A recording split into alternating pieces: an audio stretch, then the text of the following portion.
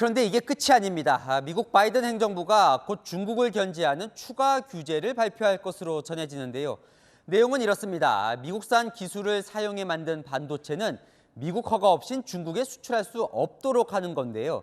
이 고성능 반도체는 미국산 기술 없이는 사실상 만들 수가 없습니다. 우리 반도체 기업의 이 대중국 수출에도 영향이 있을 것으로 보이는데요. 이다혜 기자가 이어갑니다. 현지 시각 3일 뉴욕타임스는 다수의 중국 기업과 연구소들의 화웨이식 제재가 이뤄질 것이라고 보도했습니다. 미국산 기술을 사용한 반도체 기업들은 미국 정부의 허가 없이는 중국에 대한 반도체 판매가 금지될 거라는 겁니다. 지난 2020년 트럼프 행정부는 중국 인민해방군과 연계돼 있다는 이유로 중국 화웨이에 대해 반도체 수출 제재 조치를 폈습니다. 미국 기술과 장비를 사용했다면 해외 제품에 대해서까지 미국 상무부가 수출을 통제할 수 있도록 하는 해외 직접 생산품 규칙 FDPR을 적용했습니다.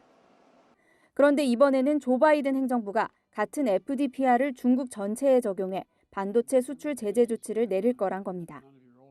제재 대상 반도체 기술은 인공지능과 슈퍼컴퓨터, 데이터 센터에 이용되는 고성능 반도체와 그래픽 카드 등이 될 것으로 알려졌습니다. 미국은 해당 기술이 중국의 차세대 무기 개발과 함께 신장, 위구르 등 소수민족 감시 등에 사용되고 있다고 보고 있습니다.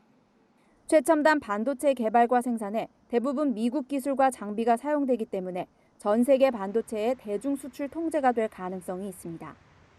삼성전자와 SK하이닉스 등 우리 기업도 영향을 받을 수 있습니다. 해당 조치가 실현되면 중국 수출이 막힐 것으로 예상돼서 국내 기업들한테도 분명히 타격이 있을 거고요. 경영 불확실성이 가중될 수밖에 없는 요소가 될 거고. 우리 정부는 미국 행정부 동향을 예의주시하며 우리 기업의 우려 등을 전달하고 있는 것으로 알려졌습니다. 채널A 뉴스 이다혜입니다.